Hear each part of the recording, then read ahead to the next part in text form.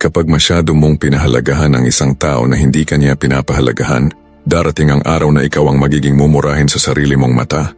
Pakinggan mong mabuti ang linyang yan, kapatid. Basahin mo ulit. Dahan-dahan.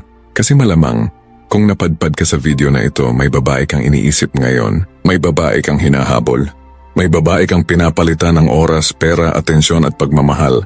Pero parang hindi pa rin sapat. Parang lumalayo pa siya sa bawat sulat mo. Parang bumababa pa ang tingin niya sa'yo sa bawat "Good morning" mong ipinapadala na hindi na sinasagot. At alam mo kung bakit.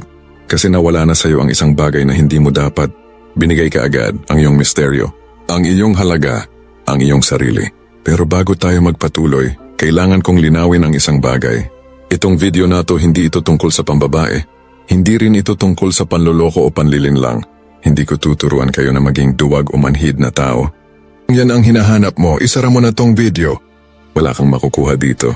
Ang tuturuan ko sa iyo ngayon ay ang karunungan ng mga Stoic. Ang pilosopiya ni na Marcus Aurelius, Epictetus at Seneca at paano mo gagamitin ang mga prinsipyo nila para ibalik ang iyong dignidad, ang iyong halaga at ang iyong sarili. Kasi ang totoong manipulation ng ego ng isang babae ay hindi trick, hindi game o hindi mind games. Ang totoong sekreto ay ito. Hindi mo siya mamanipulahin. Ang mamanipulahin mo ay ang sarili mo. Ang sarili mong pagkatao. Ang sarili mong prinsipyo. Ang sarili mong ego. At kapag nabago mo ang sarili mo, kusang babalik ang kanyang atensyon. Kusa siyang hahabol. Dahil ang babae, kahit anong sabihin ng mundo, ay umaakit sa lalaking mayroong sariling direksyon. Hindi sa lalaking ang buong mundo ay nakaikot lamang sa kanya. Kaya umupo ka muna. Kumuha ka ng kape. Patayin mo ang notification ng cellphone mo. Kasi ang video na to, baka ito na ang maging simula ng iyong pagbabago. Bago natin simulan, nais kong magpasalamat sa mga loyal kong subscribers. Sa patuloy na pagsuporta sa aking channel, kayo ang inspirasyon ko sa paggawa ng mga bagong content. Kung bago ka sa channel ko, comment mo na kung taga saan ka. May isang lalaki akong nakilala. Sa kwento niya, gusto kong simulan ang aralin na to. 3 taon silang magkarelasyon. 3 taon na binigay niya ang lahat. Oras, pera, atensyon, effort. Kung ano ang gusto ng babae, binibigay. Kung saan gustong pumunta, sumasama. Kung ano ang kailangan, bibilhin. Kahit magtrabaho siya ng dobleng shift, basta masaya ang babae. Pero may isang araw parang may bagong lamig na dumating sa hangin. Hindi na masyado sumasagot sa chat.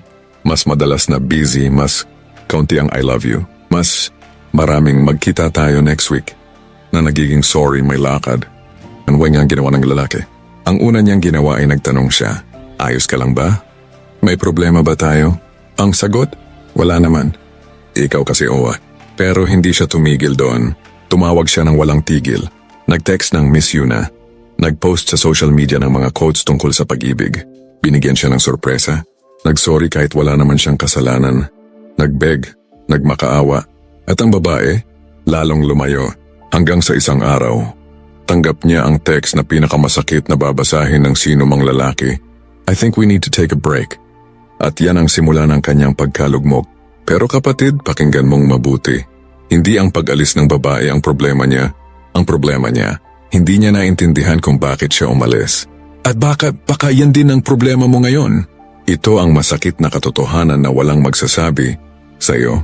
Kapag ang lalaki ay masyadong nagbibigay, kapag masyadong nagmamakaawa, kapag masyadong nagpapakita ng need, hindi lumalapit ang babae. Lumalayo siya. Bakit? Dahil ang babae ayon sa pag-aaral ng psychology at sa karunungan ng 1,000 taon, ay may natural na attraction sa lalaking may halaga. Hindi sa lalaking madaling makuha. Hindi sa lalaking laging nandyan. Hindi sa lalaking parang aso na laging nakaamba sa gilid ng mesa. Naghihintay ng tira. Ang babae ay umakit sa lalaking may sarili. Sarili niyang direksyon, sarili niyang prinsipyo, sarili niyang dignidad. At kapag ang lahat ng yan ay inibigay mo sa kanya bilang regalo, kapag binigay mo ang iyong kaluluwa at ipinain sa kanyang paanan, kusang nawawala sa kanyang mata ang iyong halaga. Hindi dahil masama ang babae, hindi dahil manipis ang pag-ibig niya, kundi dahil ganyan talaga ang naturalesa ng tao. Pinapahalagahan natin ang mahirap makuha at pinapabaya natin ang laging nakalatag. Tanungin mo ang sarili mo ngayon, kapatid.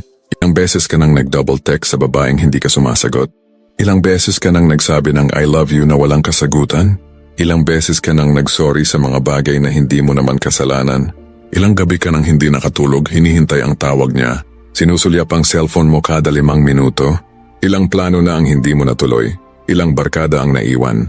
Ilang pangarap ang nakalimutan dahil lang sa kanya. Kung marami, kapatid, hindi ka mahina. Hindi ka duwag. Hindi ka talo. Kalimot ka lang. Nakalimot ka sa pinakaunang aral ng mga Stoic. Ikaw ang pinakamahalagang tao sa iyong sariling buhay. At hanggat hindi mo ibinabalik sa sarili mo ang halagang binigay mo sa kanya, hanggat hindi mo ibinabalik ang iyong ego, hindi ang ego ng yabang, kundi ang ego ng dignidad at sariling halaga, hindi ka magiging lalaking hahabulin. Hindi. Pero sabihin ko sa iyo ang mas masakit na bahagi, hindi lang iisang babae ang mawawala sa iyo kung hindi mo to baguhin. Hindi lang iisang relasyon, hindi lang iisang gabing umiiyak ka sa banyo, nang hindi malaman ng pamilya mo.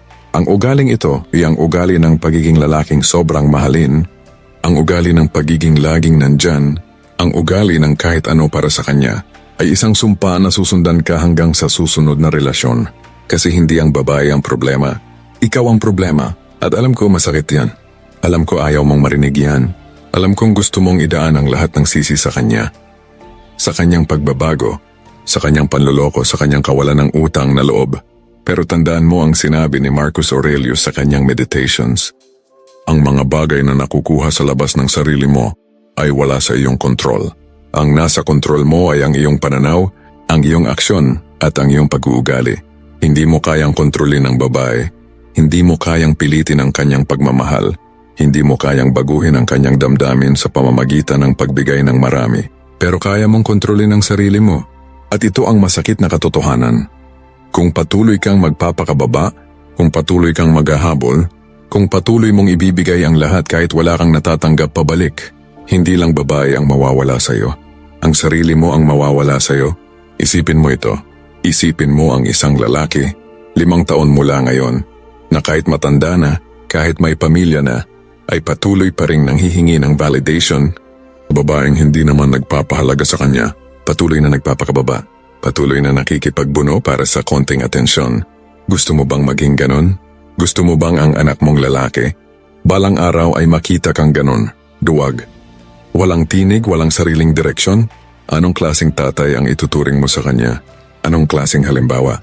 At mas masakit, kapatid, ang babaeng hinahabol mo ngayon, alam mo ba kung ano ang nararamdaman niya? Hindi ito pagmamahal. Di ito sapat na halaga. Nakikita kanyang nagmamakaawa. At sa halip na gumalang naaawa siya, sa halip na magmahal nakakasuklam, sa halip na humanga nawawala ng tiwala. Kasi bakit kanya pahahalagahan? Kung ikaw mismo hindi mo pinapahalagahan ang sarili mo, bakit siya hahanga sa iyo kung ikaw mismo walang paghanga sa sariling ginagawa? Bakit siya magtataka sa iyo kung ikaw mismo walang misteryo, walang lalim, walang puwang na hindi niya nakikita? Ito ang tinatawag ng mga Stoic na premeditasyo, malorom. Ang pag-iisip ng pinakamalalang pangyayari para maintindihan ang kasalukuyan. Pag-isipan mo ang lalaking nasa bandang hulihan ng kwento na ito. May isang lalaki akong nakilala noon. Matanda na, 55 taong gulang. Buhay niya abala sa paghabol sa isang babae na sa tingin niya ay kanyang pag-ibig ng tunay. 5 taon niyang hinabol. 5 taon siyang nagbigay ng lahat. Bahay, kotse, pera, panahon. At ang babae, sa buong 5 taon may ibang lalaki, lalaking hindi naghahabol, lalaking malamig, lalaking may sariling buhay at hindi siya pinapansin ng sobra. Alam mo kung ano ang pinakamalalim na dagok sa matandang lalaki? Hindi ang pagkatalo, hindi ang pagkakabigo, hindi ang nasayang na pera, kundi ang pagtingin niya sa salamin isang umaga at hindi niya nakilala ang sarili. Sino itong lalaking nasa salamin? Tanong niya sa sarili. Wala na siyang nakikitang prinsipyo, wala nang paninindigan. Wala nang dignidad, ang natira lang ay isang anino, isang taong nawala sa sariling buhay dahil pinakinggan niya ang sariling takot at hindi ang sariling karangalan. Kapatid, yan ang landas na tinatahak mo kung hindi ka magbabago ngayon. Pero may magandang balita, may paraan para bumalik, may paraan para maibalik mo ang iyong sarili, ang iyong halaga, at oo, ang atensyon ng babaeng pinaglalaban mo. O kung hindi niya, ang atensyon ng mas nakakaangat na babae sa kanya. At yan ang pag-uusapan natin sa susunod na bahagi. Ngayon, pakinggan mong mabuti. Ibibigay ko sa iyo ang 5 Stoic Principles na magbabago ng paraan mo ng pag-aasal sa babae at sa sariling buhay. Hindi to trick. Hindi to manipulation sa masamang kahulugan. Ito ay ang tunay na daan ng pagbalik sa sarili. Unang prinsipyo ang batas ng dikotomiya. Sabi ni Epictetus, ang dakilang stoic na noong una ay alipin lamang. May mga bagay na nasa kontrol mo at may mga bagay na wala. Sa mga nasa kontrol mo, doon mo ilagay ang iyong lakas. Sa mga wala, bitawan mo. Ano ang ibig sabihin nito sa usaping pag-ibig? Wala sa iyong kontrol ang damdamin ng babae. Wala sa iyong kontrol kung magmamahal siya sa iyo o hindi. Wala sa iyong kontrol kung sasagutin ka niya o hindi. Ang nasa kontrol mo lamang ay iyang sarili mo, ang iyong pananaw, ang iyong kilos, ang iyong direksyon sa buhay, ang iyong prinsipyo. Kaya ang unang hakbang, tigilan mo na ang pag-try kontrolin ang kanyang damdamin. Hindi na pwede ang double text. Hindi na pwede ang pagtatanong sa common friend kung ano ang sinabi niya. Hindi na pwede ang checking in kada oras para mapansin ka. Hindi na pwede ang pag-reply ng paragraph sa kanyang one-word reply. Kapag wala sa kontrol mo, bitawan mo. Ito ang pinakamahirap, alam ko. Kasi para bang pinababayaan mo siya. Pero sa totoo lang, di mo siya pinababayaan. Ang pinapahalagahan mo na ngayon ay ang iyong sarili. Pangalawang prinsipyo, ang halaga ng sariling misyon. Sabi ni Marcus Aurelius, ang lalaking walang misyon ay parang barkong walang direksyon. Kahit anong hangin ay magpapadpad sa kanya. Kapatid, tanungin mo ang sarili mo, ano ang iyong misyon sa buhay? Huwag mo akong sagutin ng mahalin siya. Hindi yan misyon. Yan ay pag-asa lang. Ang tunay na misyon ay bagay na mayroon ka bago pa man siya dumating at mayroon ka pa rin kahit umalis na siya. Baka negosyo yan. Baka karera. Baka pangarap para sa pamilya mo. Baka crafting ng sarili mong kagalingan sa isang bagay. Sa pagsulat, sa pag-iinganyero, sa pagtuturo, sa paglikha. Kapag may misyon ka, dalawang bagay ang nangyayari. Una, hindi ka na masyadong umaasa sa babae para sa iyong kaligayahan kasi ang kaligayahan mo ay hindi nakasalalay sa kanya. Nakasalalay ito sa iyong pagunlad, sa iyong paglago, sa iyong misyon. Pangalawa, at ito ang mahalaga, kapag may direksyon ka, umakit yan sa babae. Kasi sa kanilang mata, ang lalaking nakatutok sa sariling buhay ay lalaking magastos na mahuli, lalaking mahirap kunin, lalaking may halaga. At kapag ikaw ay may halaga, ikaw ang hahabulin, hindi ka na ang humahabol. Pangatlong prinsipyo ang kapangyarihan ng katahimikan. Sabi ni Seneca, mas marami pa akong natutunan sa katahimikan kaysa sa maraming salita. Kapatid, kapag ang isang babae ay nagsimulang lumamig sa iyo, huwag kang magtaka, huwag kang magpaliwanag, kang magmakaawa, mag-silent ka, hindi sa pagmumukmok, hindi sa pagsusumbat, kundi sa pagbalik sa iyong sariling buhay. Itanong mo, ang babaeng lumalamig nagmamalasakit ba kung ikay umiyak? Kung malamang hindi, bakit mo pa siya bibigyan ng kapangyarihan na guluhin ang iyong araw? Kapag hindi ka sumasagot agad, kapag hindi ka gumagawa ng problema mula sa kanyang kalamigan, dalawang bagay ang nangyayari. Una, binibigyan mo ang sarili mo ng oras upang mag-isip ng malinaw, hindi mula sa pakiramdam ng takot, kundi mula sa pakiramdam ng katatagan. Pangalawa, at ang mas malalim, nagiging misteryoso ka sa kanyang mata kapag ang isang tao ay laging handa, laging nakikipag-reply, laging nakikipag-usap. Nawawalan siya ng misteryo, wala nang hinahanap, wala nang pinagtataka. Pero kapag tumahimik ka, kapag hindi ka sumunod sa kanyang pattern ng drama, bigla siyang magtataka. Bakit kaya hindi siya nagre-reply? Bakit parang okay lang siya? Bakit parang busy siya sa iba? At doon nagsisimula ang kanyang paghabol. Hindi dahil minanipula mo siya, kundi dahil binalik mo ang sarili mo sa tamang lugar. Pangapat na prinsipyo ang virtue ng pag-isa, sabi ni Epictetus. Ang taong hindi nahihirapang mag-isa ay taong mayroong kaibigan sa sariling kaluluwa. Kapatid, sa panahon ngayon, ang pag-iisa ay tinuturing na sumpa. Pero sa mga Stoic, ang pag-iisa ay gamot. Sa pag-iisa mo mababawi ang sarili mong tinig na natabunan ng ingay ng ibang tao, maging ng babaeng pinaglalaban mo. Sa pag-iisa mo matutuklasan kung sino ka talaga, hindi ang taong ipinipilit mong maging para lang pahalagahan ng iba, kundi ang taong totoo sa kaibuturan ng iyong puso. Gawin mo itong ehersisyo, magpalipas ka ng isang buong araw na mag-isa, walang social media, walang chat, walang pagtatanong tungkol sa kanya. Ang pag-iisip ng ano kaya ang ginagawa niya, ilang oras lang, ang hirap pa. Ilang araw, ilang linggo mo na itong gagawin, papalabas ang isang bagong bersyon ng iyong sarili. Mas matatag, mas malalim, mas tahimik, mas mayaman sa loob. At kung noon ang atensyon mo ay laging nasa kanya, ngayon, ang atensyon mo ay nasa sariling pagbuo. At ang ganitong lalaki, ito ang hinahanap ng bawat babae. Hindi ang lalaking umaasa sa kanyang pag-ibig para sumaya. Hindi ang lalaking kaya niyang sumaya kahit wala siya. Pero handang sumama sa paglalakbay ng buhay kung karapat-dapat siya. Panglimang prinsipyo, ang karangalan ng pag-alis. At ito ang huli, at baka ang pinakamahirap. Sabi ni Marcus Aurelius, huwag kang manatili kung saan hindi ka pinapahalagahan. Ang kagalingan ay umaalis sa lugar ng kapabayaan. Kapatid, may panahong kailangan mong matutunang umalis. Hindi para takutin siya, hindi para gumanti, di para ipakita ang kahinaan mo. Umalis dahil karapat-dapat ka sa mas magandang relasyon. At ito ang magandang irony. Kadalasan, kapag natuto kang umalis ng may karangalan, yan na rin ang panahong maglalakbay pabalik ang babae. Pero pakinggan mong mabuti. Ang pag-alis ay hindi dapat ginagamit bilang trick. Kung umalis ka na may intensyong para lang bumalik siya, hindi yan stoicism. Yan ay manipulation.